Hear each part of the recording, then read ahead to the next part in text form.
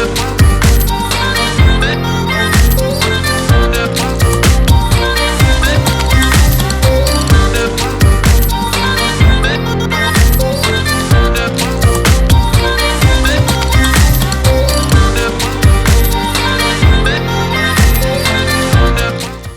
morning, good morning, good morning, and thank you for joining me on another episode of the Roundtable Talk Show. I am your host, Sharifah Hardie, and today's show is going to be very interesting. We have two guests and myself, and so we're going to see where the conversation goes. But I'm going to ask you to do what I always ask you to do, and that is to go out and be an evangelist for the Roundtable Talk Show, especially today, because we're going to have a little bit more time to dive deep into what's going on in the world and the life of our guests.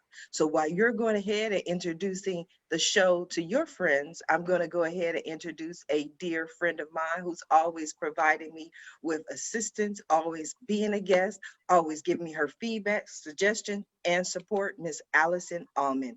Allison Almond is known as the Organization Maven. She helps busy, disorganized people in Southern California by organizing their homes, offices, and lives. She has been organizing for 20 years. Her method of dealing with root causes and purging excess items has transformed her clients' lives. Good morning, Allison. How are you? Good morning, Sharifah. I'm so excited. It's Tuesday morning. You just switched that around because first that dance was the it's Monday morning dance. Now we had to move it a little bit. It's Tuesday. And so your show isn't cool unless I come on it and announce that it's cool now. I received that. I thank you. I'll go ahead and take it. You are pretty cool. So tell us about yourself, Allison. Who are you and what do you do? So I'm so excited to be me. I'm sorry, did you just say you are so excited to be you? And they think I'm bad. They say I'm bad. Like, you should be some of my friends. Did she just say that? Go ahead. I'm sorry. I interrupted. It's so exciting because there's so much transformation going on. I have my hand in quite a few different projects right now, and there's just so much excitement and change happening. I really, I too like variety every day. I like something different. So that's one of the reasons why I like helping so many people and doing so many different projects during the same month. But so I'm a home organizer. I help people organize and just deal with clutter. There's so many different levels of clutter. I don't call it hoarding. That's something that like Hollywood has given it. There's just different levels of clutter and how people's brains work and how they process it all. I think that's really the best way to describe it. And it's just a challenge every day. I wake up in the morning and I'm so excited to tackle another challenge. And at some point I get tired or fatigued. And so then I eat something and then I jump back into the game of organizing and finishing the project and then, leaving everyone happy and feeling happy and excited. So I mean, that's why I do it. I mean, it's probably pretty selfish that I like that feeling of accomplishing stuff every day. And so my house is done. It's been done since 7:15. So I'm like, oh, let's go help someone else. No, I mean, I like it. We can relate because I always say I do the show for selfish reasons. Part of those reasons is the ability to learn from other people and what they do. But I want to go back to what you said about you don't call it hoarding. Hollywood calls it hoarding. I think that's very nice and sweet and generous, and that's the kind of person you are. But there are people who are hoarders. I'm sure there are homes where you walk into and be like, oh my God, why? I can give you an example of a hoarder. My ex-husband, when I went in his house for the first time, he had a closet that had nothing but yellow pages. It was a closet full of yellow pages. So I'm like, dude, we got to get rid of these yellow pages. He's like, no, I'm keeping them. Like, why are you keeping all these yellow pages? He was like, because people just get rid of them and they don't realize that the information doesn't change that much. I mean, that's proving my point, right? Like, if it doesn't change that much, then why not just keep the most recent one and let the other ones go? But see, to me, that's hoarding. So I had a client most recently that did a very similar thing. And he was able to tell me that some of the data in the older ones is still accurate. And he really liked to see the kind of the businesses that went out of business. And so when you got the updated one, if they weren't in the yellow pages, then that meant they went under. So then he would like try to investigate what happened to them, and did like a whole lot of time finding out like the story. And it just turned out they just didn't advertise to pay to have a in it. So it was like a 2 a day experience that I found that all out. But so there's, well, I mean, so if you go online and Google hoarding, there's 5 levels of hoarding, which I didn't ever know until I found that out a couple months ago. But there's all these different things. But here's the issue. It's all a root cause. Something happened in their childhood of how they grew up. Maybe they grew up during the Depression, or they grew up with abandonment issues, or they grew up with all these other root causes. And so the best way that I have been able to work with hoarders successfully is addressing their root problem and letting them know that there's two factors involved. There's usually a reason why I'm hired, like they're moving, they're downsizing, they're something. So that I have to appease their feelings, and assure them that their stuff is still safe and that it's going to a good home. That's a huge phrase, that they want to make sure their stuff's going to a good home and not the trash, and not to a Goodwill, Salvation Army type place, because they don't feel their item will be loved in transition. Like the employees of Salvation Army just will knock around their stuff and not treasure it, so to speak. So then I have to do a little bit more legwork and find a shelter or find a rightful owner for their new item. There's just so much more involved. I mean, I don't want to steal the whole hour talking about hoarders, but I mean, it's a very complex subject. It's not something, but I do feel at the same time that hoarders, the actual word, is a Hollywood coined word, versus people that just have issues with clutter and how they process it. I truly feel it's more along those lines. So No, I agree. I agree with everything that you had to say, even your um, idea, your belief that it's more of a Hollywood. After the show Hoarders came out, there were people who were like, oh, yeah, I know her. She's a hoarder. Everybody's a hoarder. It just becomes common the more we see it. We were discussing the word. What's the word? I can't even think of the word. It'll come back to me.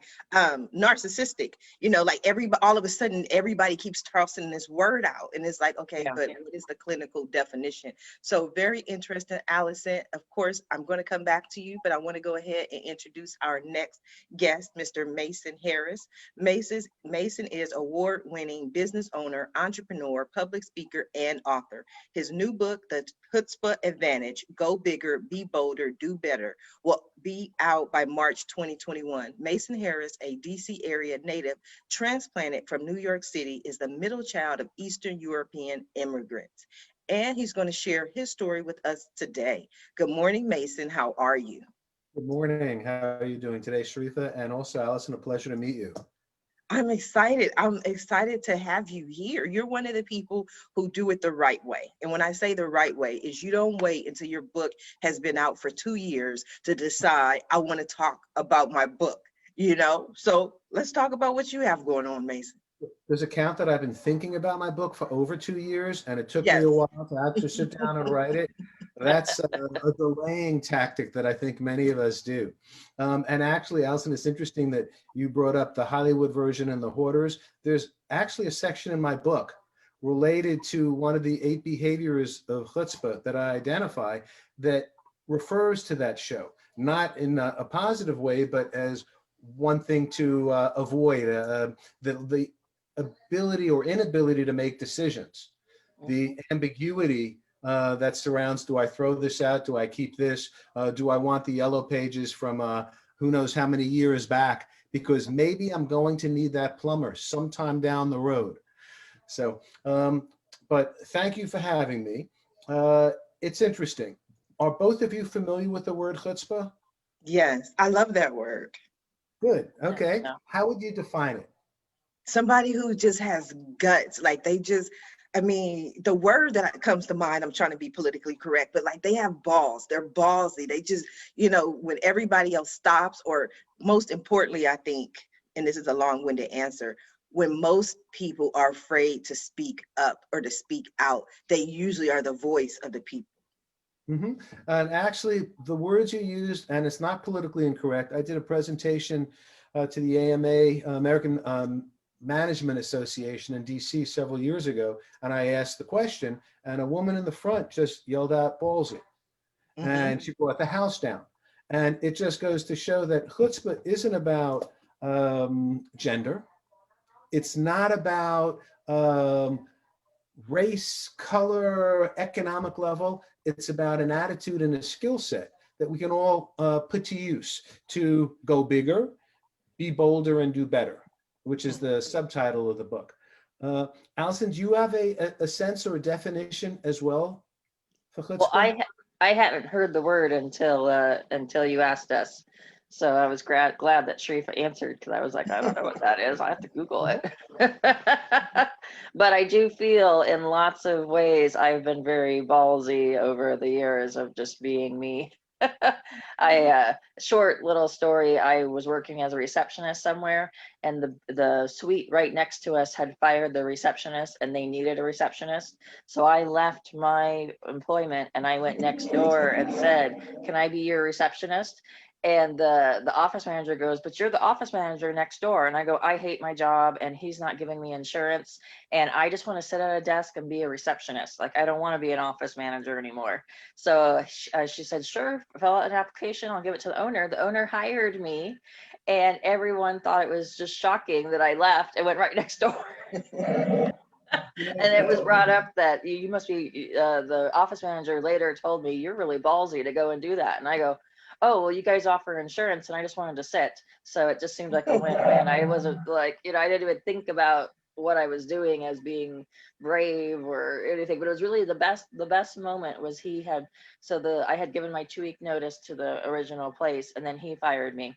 And then 2 days later, I pull into my same parking space in the parking lot, and he comes running out of the suite and says, Allison, I fired you a couple of days ago. And I go, I know.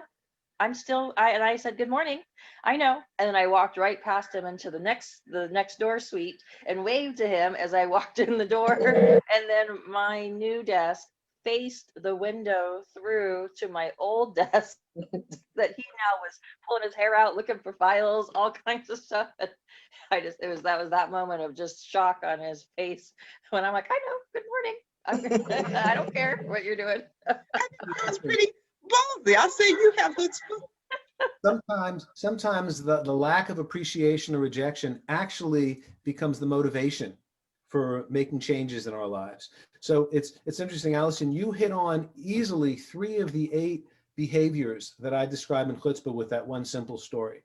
My model is an acronym using the letters of the word chutzpah, so that these behaviors, these characteristics are easy to learn and implement, but chances are we're doing them at some level right away. So the first behavior, I just went next door and I said, I'm interested in the job, even though at the time you were employed, you wanted to, in essence, make yourself happier, solve a need, provide a solution to your lack of, even though you may have had a higher level position in some people's minds at the original job, right, you are now moving to something that would give you more opportunity and personal satisfaction. So if we look at the acronym, the C in the word chutzpah stands for carpe diem, which is seize the moment. In your case, you learned of an opportunity. You didn't hesitate. Maybe you had some thoughts, maybe you checked with family members and some people said, good idea. And others may have said, oh no, I wouldn't do that. It's not as good a job. But you seize the moment and you move forward. Where so many of us are stuck is that we don't move forward. We have ideas. We know we're not satisfied. We see opportunities for success, but we're a bit hesitant. So the carpe diem is the first of these behaviors, and it's one of the underlying behaviors for people's chutzpah. I must have chutzpah going through my blood. Well, you're the maven on keeping places clean and organized. So you've got some of this Yiddish already in there. So now you've got a second word you can throw around to clients. Yes, but I mean, okay. I like when you say it, Mason, it sounds so sweet. It sounds so pretty, the carpe diem and all that. But usually, just like Allison, when I make moves like that, the world goes, Sharifah, you What are can't you just doing? do that. Exactly. Okay, this is the perfect lead-in. We didn't rehearse this. That is now the second of the in the acronym. The first H was it's chutzpah is CHUTZPAH. And actually, for those people who are watching on Facebook now or participating in a way, certainly please provide comments when we're done. But if you'd like, take a sheet of paper and a pen and draw a circle. And then cut that circle into 8 slices like a pizza. And then if you write each of the letters of chutzpah in there, at the end of this show, you may have a model with all of these behaviors, these characteristics. So the first one we said was carpe diem. Now, carpe diem, by the way, both of you do it. I can tell that just from my research and even the way you speak, your stories. You don't hesitate to seize the day. Now, some people say, oh, carpe diem, yeah, I'm always changing what I think. For example, we just had a New Year's, January 1st. People decide that, hey, I am starting a new diet, as an example. So there's chutzpah can lead to personal success. It can lead to business success. You can also create a culture of chutzpah within an organization. But for those people who, as an example, say, that's it, January 1st, this is the year I'm dropping 15 pounds. Well, by January 4th, they're starting to get a little tempted by the cheesecake that their partner is eating. And by January 7th, they've tasted it. And by January 11th, it's all over. But then they'll start up again maybe in March. So carpe diem, seizing the day, is not doing it over and over, but failing to go all the way through, to fulfill the obligation, to giving up too easily. Carpe diem is seizing and then continuing along with it, which is what both of you have done. Now you mentioned, Sharifah, the objections that you got from people, right? It's like, why are you doing this? Why are you going either into politics, or why are you starting this Facebook live broadcast? You know how difficult that is? You know how long it'll take you to achieve your objectives doing this? The second one, that H, stands for handling objections. So again, if you're doing that pizza model, you now have carpe diem and H, handling objections.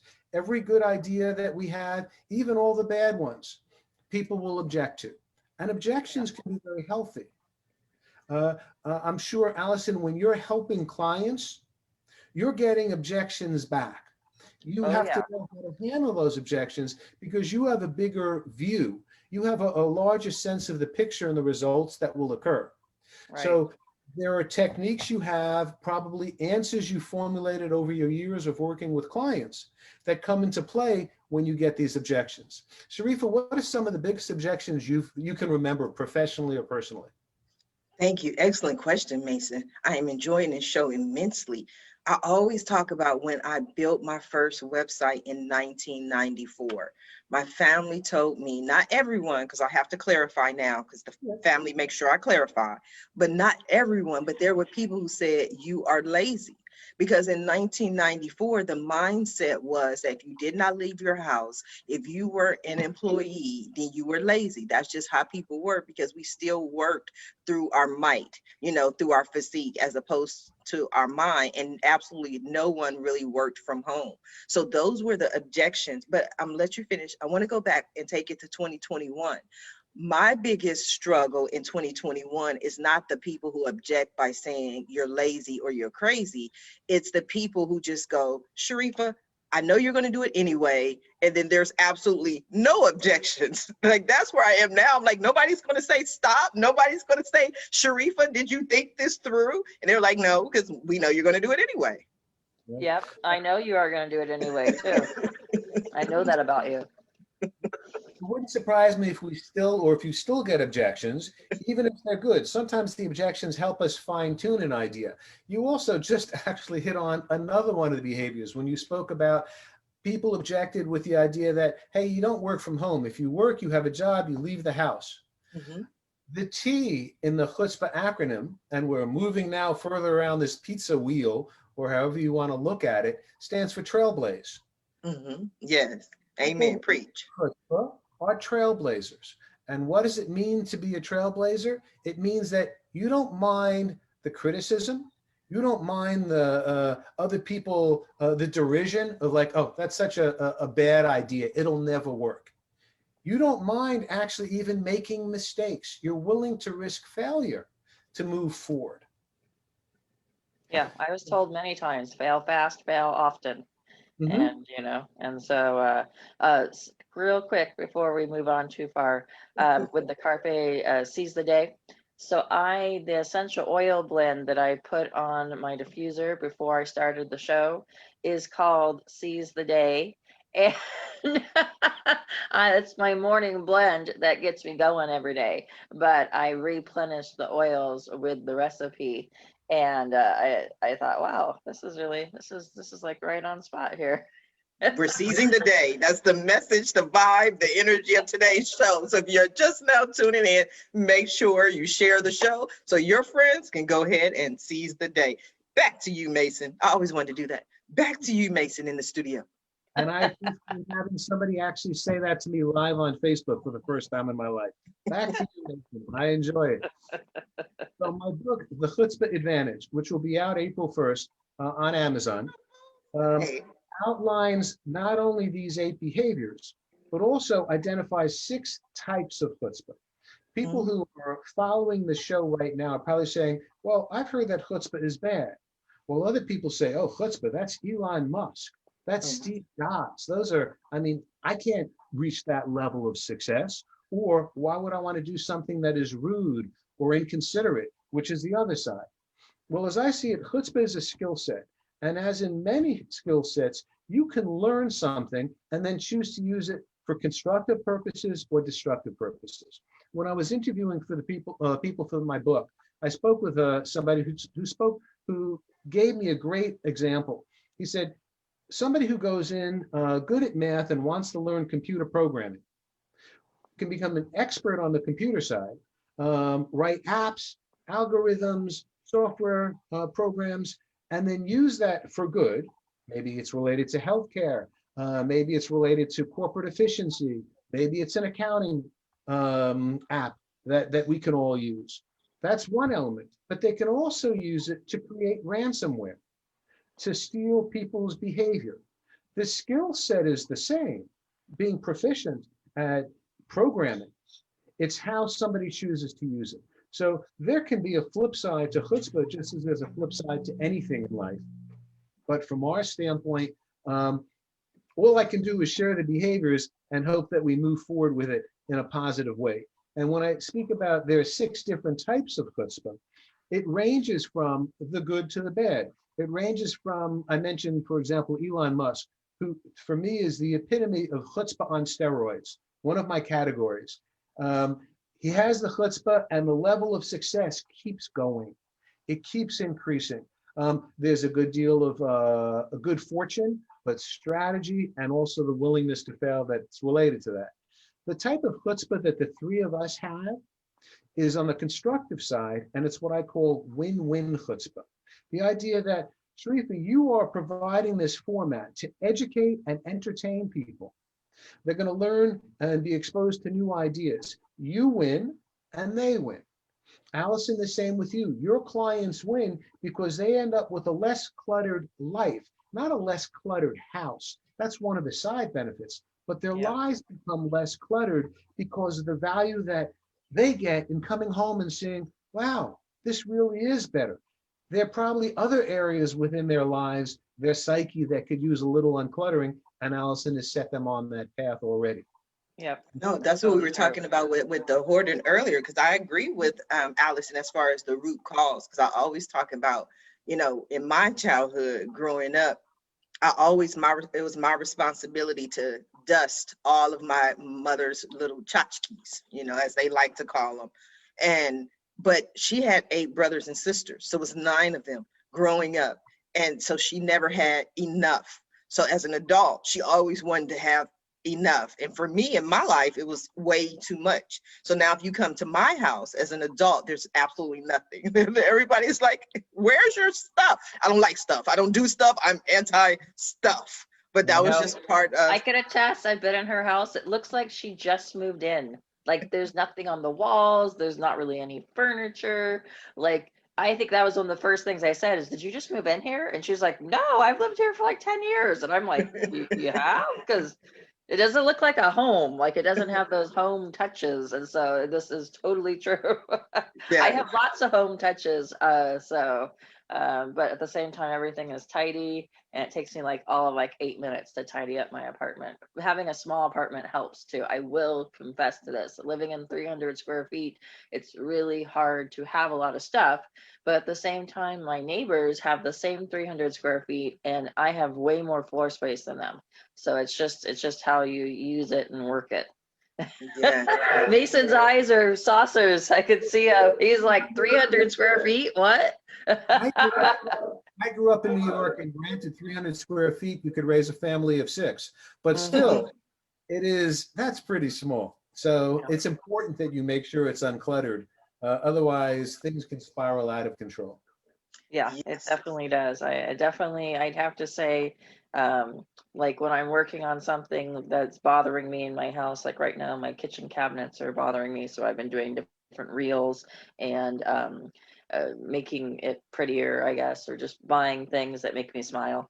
But so I've been improving my improvement. And so then, I'm glad that social media exists. So now I can share it. But before I'd just be like, before social media, I think I would just call someone and tell someone. Now it's like, oh, let's make a reel. Let's add some pretty music to it. Oh, okay, let's put it here.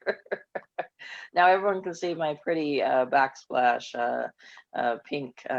I did shelf paper, but instead of putting it on the shelf, I put it on the back part of the cabinet.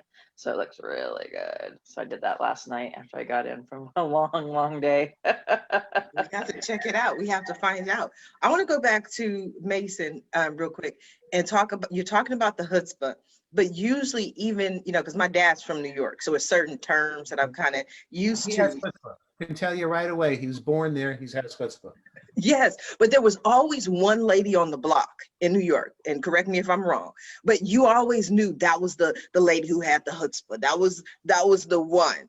For you, was there a lady that you just kind of knew she had somebody that stood out in the neighborhood, like, oh, Mrs. whatever her name was? Well, I can't say that the lady up the block who used to yell at me to stop playing stickball near her house had chutzpah. But like all of us growing up, I had my childhood heroes.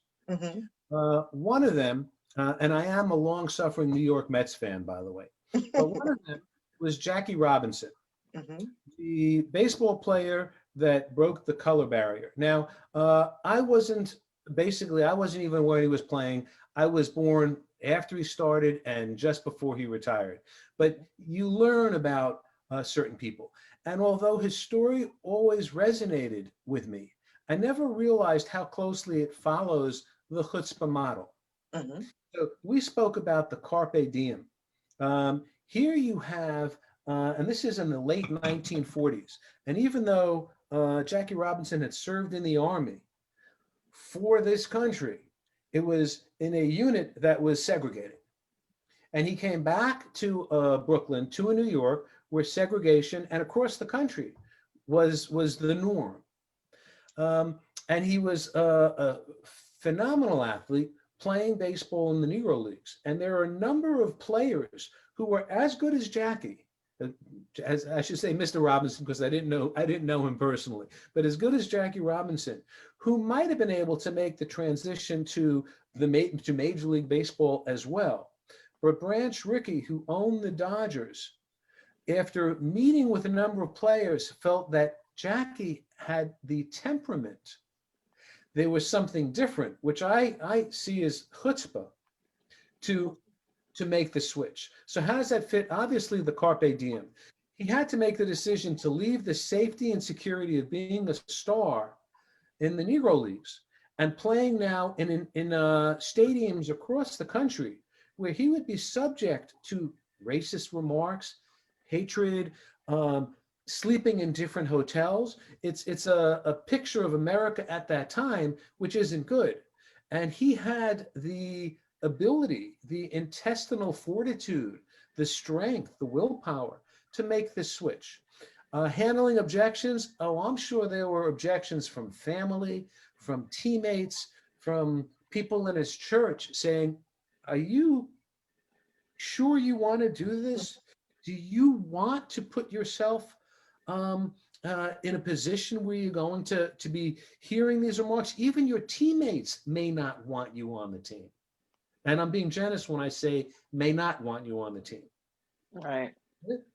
So he had to handle those objectives. He certainly was a trailblazer, which is one of the ones we spoke about. One of the other key elements of chutzpah, and this goes to the P now, for those of you who are still keeping track and writing in your pizza slices. P stands for purpose. When you have purpose, you can get through a lot. When you have purpose, you're willing to say, I can deal with A because I know that in the long run, B is, which is what I'm after, is way more important than the pain, the insults, or whatever it is. And my chapter in the book on purpose, I'm not going to get into now, goes into is probably it was the toughest chapter for me to write. And when people see the book, they'll understand it. But purpose is critical. Jackie Robinson had a purpose. His purpose was to say, hey, I want to be treated equally. I'm as good as the next player. I don't care what color you are. I deserve to be on the same stage as the next guy. And I will do well there. If anything, I'm going to do better because you don't think I'm going to do well. We spoke earlier about sometimes what motivates us. Like Allison, when you spoke about leaving that job. Yeah, that you were able to tell your boss, hey, across from the window, how you doing? I'm doing well here and I'm happy. There's a motivation there. So the purpose there was part of it. There's another in the Before we go too far, I want to go back to, you mentioned, and you kind of slipped it in there, so I want to go back to it. Why was this the most difficult chapter for you to write? Yeah, I want to know that too. Okay. A lot of the chapters have humor in it. They're all filled with stories that I hope will resonate with the reader. But I tell the stories so I get a sense for the audience. I think they will. That chapter, what I call purpose, is called Man's Search for Meaning, or Purpose, Man's Search for Meaning, and then there's a number. Are you familiar with the book Man's Search for Meaning by Viktor Frankl? I've heard of it. Yes, I have not. I'm not familiar with it, but I have heard it. Viktor Frankl is a psychiatrist who is also a survivor, or was, he's passed away since, of the concentration camp called Auschwitz. And as a survivor, and a psychiatrist, he started getting a sense for his fellow prisoners and who had the best probability of survival if certain things didn't happen. So he starts with this, which we all know. And I'll ask this a lot as well. We all know that luck is out there. We want to believe that our success is based exclusively on hard work, but there is luck too. Lots of people have luck, but don't know how to take advantage of it. And by the way, good luck and bad luck come into play for all of us.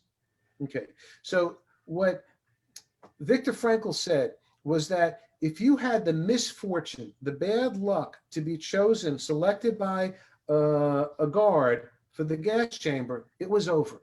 It didn't make a difference how strong you were emotionally, how much you wanted to survive. It was over because bad luck came into play. But if you didn't have that bad luck and you were given the opportunity to work in these horrendous conditions, seeing people basically beaten, starved, shot, fall down at work, and then dragged off to the gas chambers, if you could emotionally get through that, you had a chance to live. And what helped get people through that terrible part? It was their purpose. He found that if people had a purpose that went beyond the camp, beyond the war, if they were able to say, I can deal with this. They can throw at me whatever they want. But I don't want to say his words directly, I'm paraphrasing here, but I choose how I'm going to respond to the treatment that I'm getting. In his case, he and his wife were taken to the camp together. And their purpose, they promised they would survive the camps and meet after the war. That's what drove him every day to be able to take whatever it was he was subjected to, because he had to reunite with his wife. His wife, unfortunately, was murdered in the camp. But after the war, after liberation, he wrote this book, which is, I'd recommend it. It's one of, I think, the best books of all time. And it's made several of those lists. It's a very difficult book to read, but when you get a sense of purpose, and here, this is the ultimate in terms of what gets you through something bad, purpose was critical. We all face daily turmoil, and I'm going to go back to a different level now.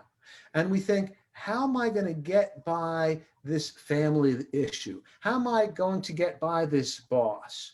What can I do? What should I change to increase my probability of success?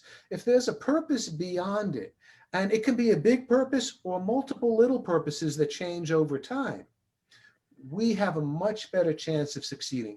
Again, it gets back to, I can choose how I respond to events and people. I can't choose how they treat me. And but that would mean that it would seem to me that that would be like your favorite chapter. Like, I just want to write this chapter to give these people this information so maybe they can find a purpose and their lives will improve. But for you, say it was the hardest. Did it force you to be more raw, more open, more authentic, to look at what your definition of your belief systems are? Yeah.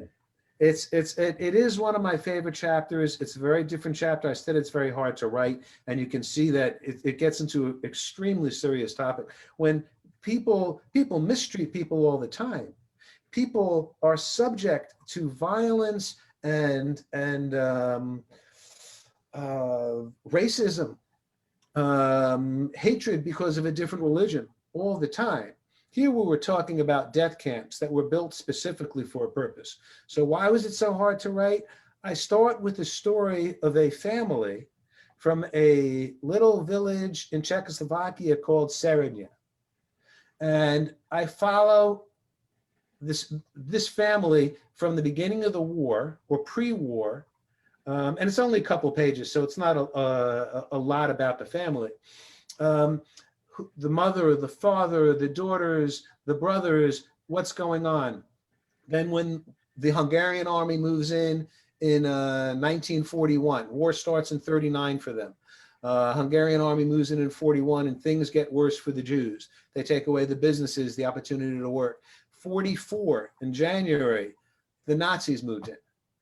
Well, by April, they were on their way, transported by train to a ghetto in Hungary.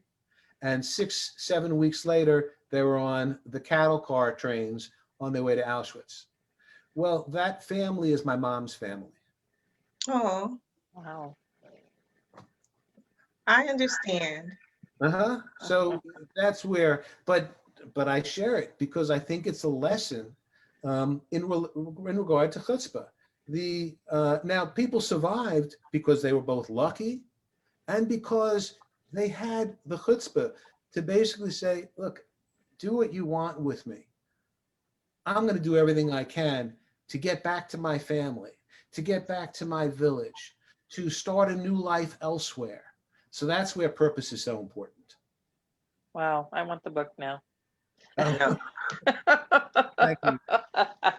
I think that's the first time I've said it to the guest, and I've been a guest, I don't know, 42 times or something like that.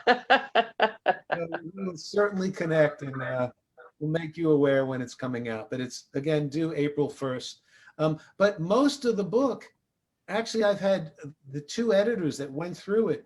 Both of them said, this guy is funny.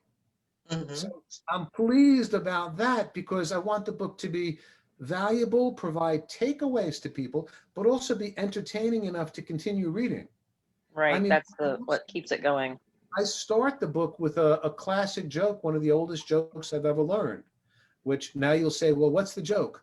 What's No, the joke? I'll wait for the book. I'll wait for the book. Okay, we're good. No, but you seem funny. Just, I mean, I almost said you're funny looking, but that's not what I meant. But just looking at you, you remind me of Steve Martin. Like that's the vibe that I get. Just I mean, and he often did comedy like as a straight man. Just like, and you have to kind of like it. What you know? But when you recognize Steve Martin and all of his work, you get the humor in it. So I kind of see the same aspect. Well, I thank you. Steve Martin's a very, very funny guy. Talk about one of the classics. I happen to think he's good looking. I don't never really thought of myself that way. And well, I guess one difference, he has a lot nicer homes than I do. I have clutter in my home. He has a professional like Allison. You can call him in case he needs to know. I like celebrities when I organize for them. They have some really cool stuff and a lot of stuff they don't need. Are they like what's his name, OJ? When OJ, if I could have talked to OJ about all of his memorabilia, I'd have been like, just let it go, OJ, just let it go. You know, do they try to hold on to all of this stuff from all of these years that sometimes they just need to let go of? Yeah. Run into that. Yes, no, that was a question, Allison. Oh, yeah. I mean, well, I mean, in general, just a lot of people hold on to stuff. I run into the most people I run into are the just in case people that, you know, they never make chocolate soufflés, but they have 8 ramekins just in case they're gonna have a dinner party and they're gonna make their own chocolate soufflés. So, I mean, that's probably the biggest thing I run into. So usually my number one answer is great. Let's have a dinner party this weekend. Let's use up all these cool dishes. Let's integrate it. You know, why don't you start making chocolate soufflés yourself? And, you know, it's like, so my biggest thing is I kind of call them out on their someday and be like, let's be someday now. Like, the other thing I've run into is people that got married 10 and 20 years ago. They still have their wedding presents in their garage and they've never opened up the serving plate or the champagne flutes or the whatever. And I go, hey, let's integrate it into your kitchen now. Here, let's open the box. Let's integrate it. Oh, no, this is for special occasions. So you haven't had a special occasion in the past 20 years? You haven't had an anniversary? You haven't had a promotion at your job? You haven't had a baby born? Like, those are all special occasions. Oh, well, we have other champagne floats for that. And I go, so what you're telling me is you don't need this, but you want to keep it just in case, right? And they go, well, yeah. Okay, let's use it now.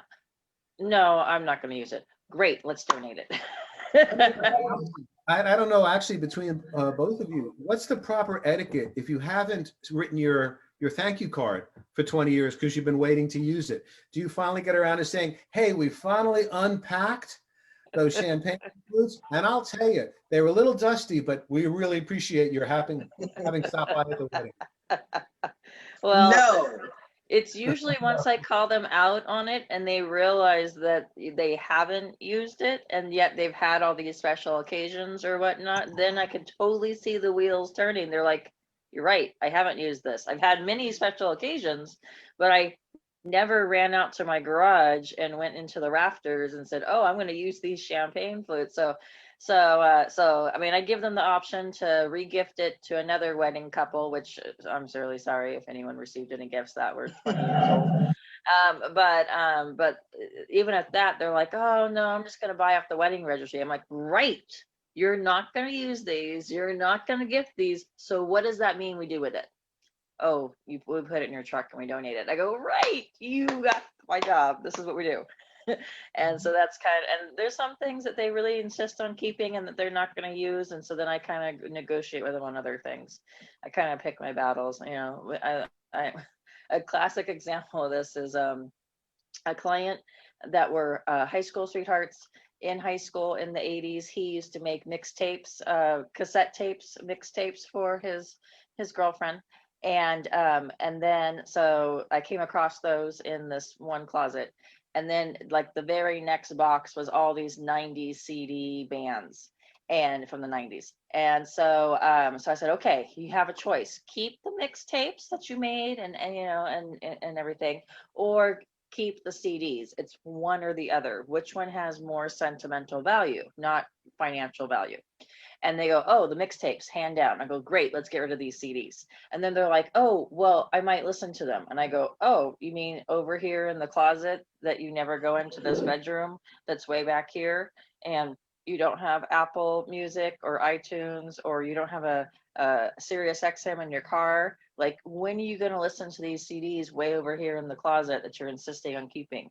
Well, I have teenage daughters. I'll see if they're interested. I go, in 90s bands, unless it's Nirvana or Foo Fighters or Pearl Jam, your teen is not going to know who half these bands are. I know, because I was in the 90s and I was alive for all that. So they go, so they go, oh, no, my teen is going to want this. So I like grab the box. I go downstairs to the kitchen where the teens are doing homework at the kitchen table. And I'm all, here's some CDs, enjoy. Looked at it and go, who are these bands? And I just start laughing and walk back up the stairs. I go, your teens have no idea who these bands are. Please, let's get rid of these. It's just taking up space. You're not using it. You know, I gave all the justification. Well, I want to keep it just in case. I go, in case of what? That you no longer have iTunes anymore? That you no longer have Spotify? You no longer have, you know, Amazon Music with your Amazon account? Like, what is just in case? When is just in case? The apocalypse might come one day, Allison. As far as I know, they still have the CDs. They're now divorced, so I don't know who got the CDs in the divorce, but I don't know where the mixtapes are either. I haven't ever asked. I don't know if they divided that in half or just threw those away. It almost sounds like, Allison, you would recommend that I throw out all my 8-track tapes by now, that there's not going to be much value any longer on them. Here's my issue. If you listen to your 8 tracks every single day, like you wake up in the morning, so I have an Alexa, and every morning I have a good morning routine. I don't even say it. She just automatically turns on music at a certain time. Tells me the weather, all kinds of stuff. It's a great thing. So if I had an 8-track player and 8 tracks, I would set it up so that every morning at 7:03, the 8-track played said thing, and I would enjoy them. That's my biggest thing, is please enjoy your stuff. Whatever you don't enjoy and use, please get rid of, because you need the space. So There are probably also a number of you that would love to get a donation of an 8-track to show what America looked like in a different century. So Yes. So we down to probably the last 14 minutes of the show. So I want to get in the last few letters for our listeners, our audience, who are actually writing down the circle. Oh, okay. Let's see. We've gone through Carpe Diem. We looked at handling objections, and we had good illustrations from both of you on that. The U is about what I call the trifecta of solutions. So what do I mean here? People with chutzpah solve problems. So U is uncovering need, pain, or opportunity. So there's a difference between need and pain.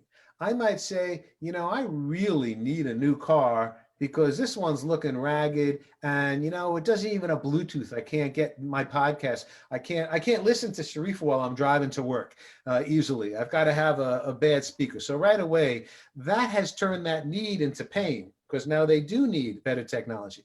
But pain occurs when that car is breaking down and people are getting to work late and are at risk of losing their job. So you identify need because people do want to solve needs, but they don't have quite the urgency. Pain needs resolution quickly because if it isn't resolved, more dramatic things may happen.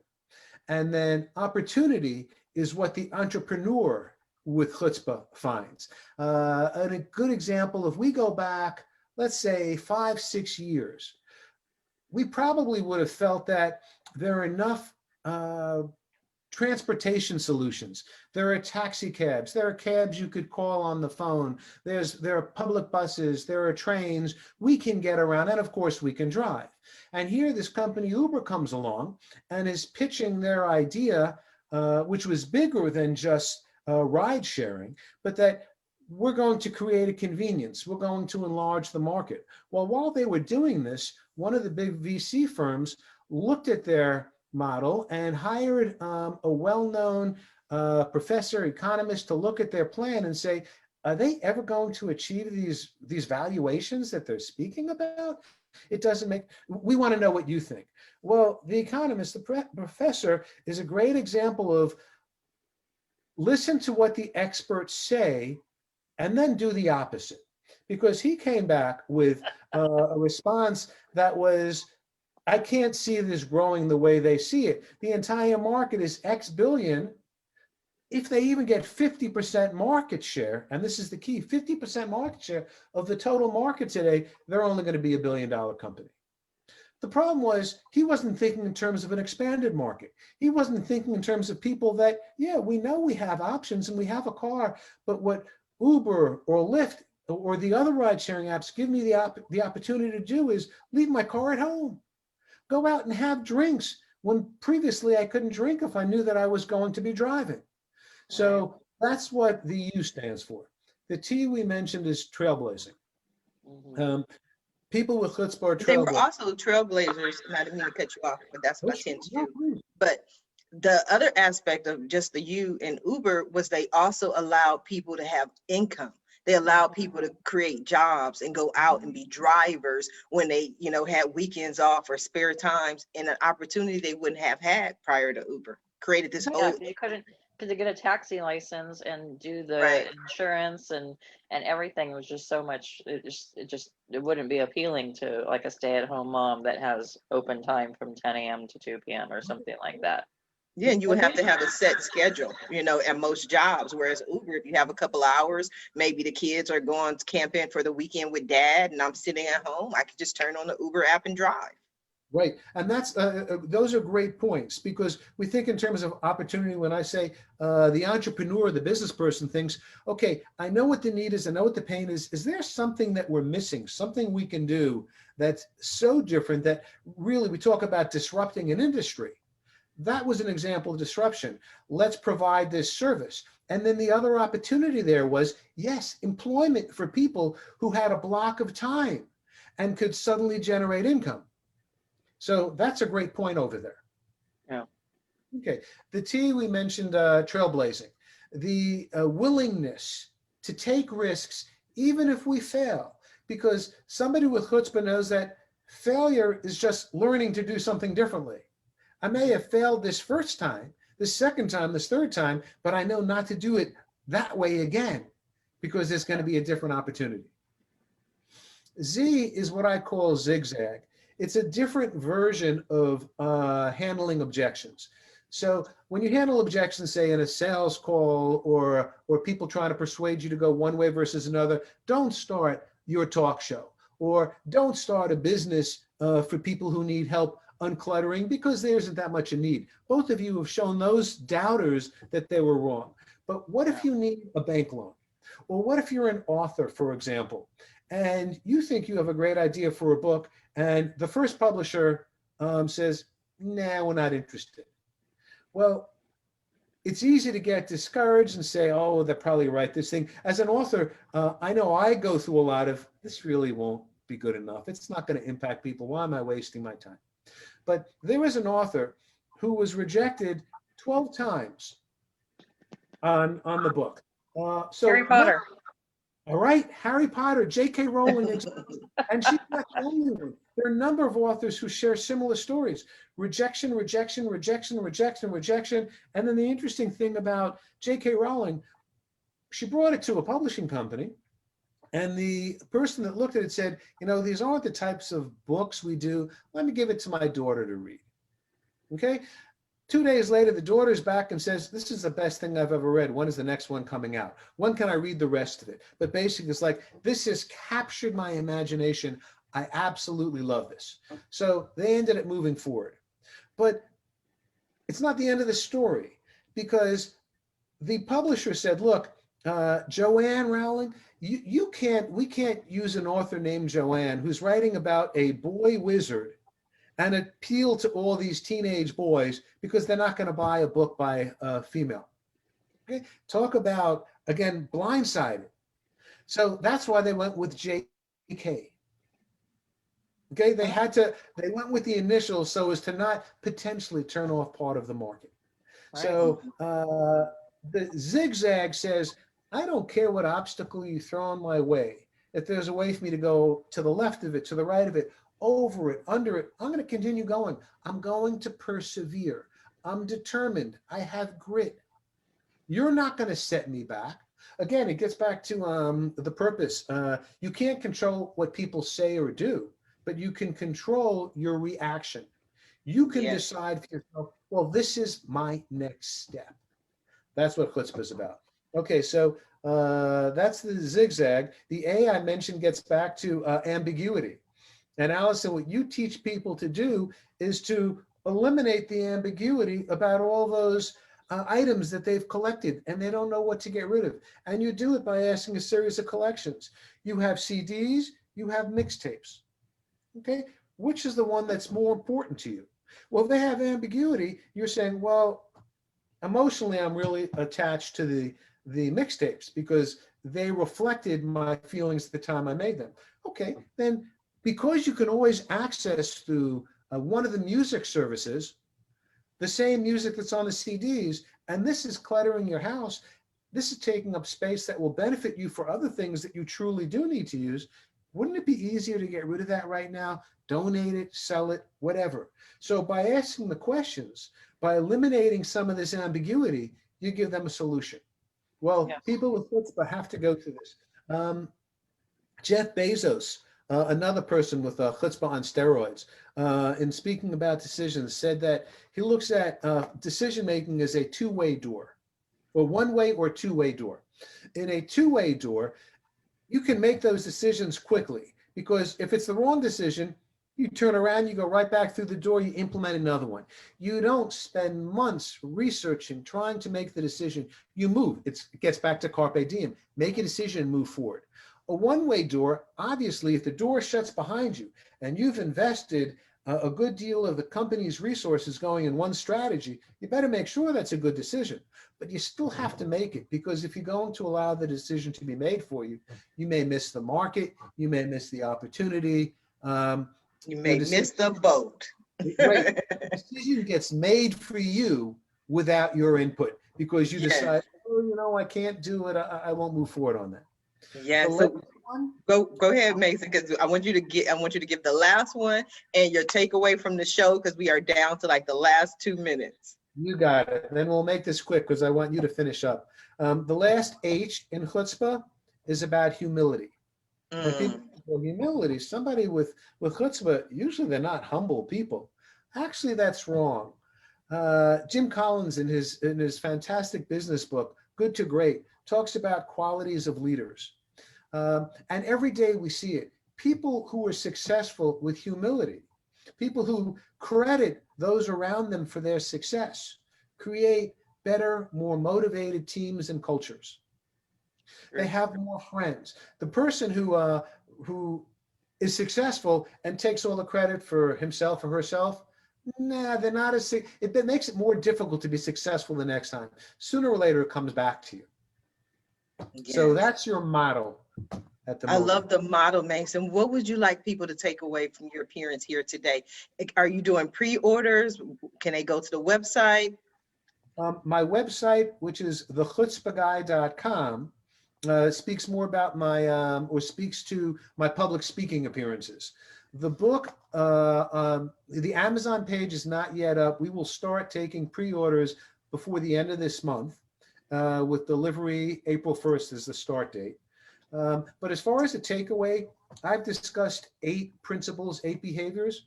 If people listening just say to themselves, I tell you what, I found 4 or 5 of those that apply to me. But if you only start with one, if you make the promise to yourself today, I'm going to work on, and maybe it's handling objections. Instead of when the first objection comes back, I shrink back into a shell and I abandon my ideas. Don't do that. Handle the objections. And there are techniques in the book that discuss that as an example. But the idea is pick one of the 8 and decide, this is what I'm going to focus on today. And obviously, if people want to reach out to me, I'm available at mason@thechutzpahguy.com. Absolutely. Thank you, Mason. Allison, what final words, what takeaway would you like to leave our audience with today? I had a great show time today, and it was I did too. exciting. And it was really, really exciting. Mason should come back to our show, your show again. Yes, yes. Come back, my, Mason. my subtlety of being the co-host of our show. Yeah. So I really enjoy helping people. I want to continue to help people. Anyone watching live or on the replay is welcome to go to AllisonAlmond.com or Google search the Organization Maven. I have several different outlets to choose from to connect with me. I love challenges. I don't label my clients. I don't judge them. I just come in with a new perspective and just try to work my magic at their home. So, so no one can feel like, oh man, she's going to talk about me on the show, or oh man, she's going to be she's going to run screaming and then, never come back. That's never. I mean, the few times I add stories to the show is just kind of impromptu. But see, I don't use any names or anything like that. But yeah, I enjoy challenges and I don't give any judgment. People's brains are just wired differently than mine. I just see clutter different, and that's why I get hired to come in and tackle the project, tackle the problem. So I just look forward to the next show and meeting more people. I look forward to having you back on the Roundtable Talk Show. I want to thank you both for being guests on today's episode of the Roundtable Talk Show. And I especially want to thank everyone who tuned in to watch this show live, as well as everyone who is watching in the archives. We definitely appreciate your support. We appreciate you tuning in. We appreciate you watching the show. But always, as always, I just ask that you support our guests, especially this morning. Mason has provided us with so much information, so much detailed information that can actually change your life. And Allison is always here to provide you with information that can change your home. And that's more than just fixing a little boxes, is making your life better. So support our guests, visit their websites, reach out to them, send them a message. And when you do, please let them know Sharifah Hardie says hi. Now, if you're interested in more ways that I can help your business, or maybe you want to be a guest on the Roundtable Talk Show, please visit my website at AskSharifah.com. Until next time, everyone have a safe and a blessed day. Bye now.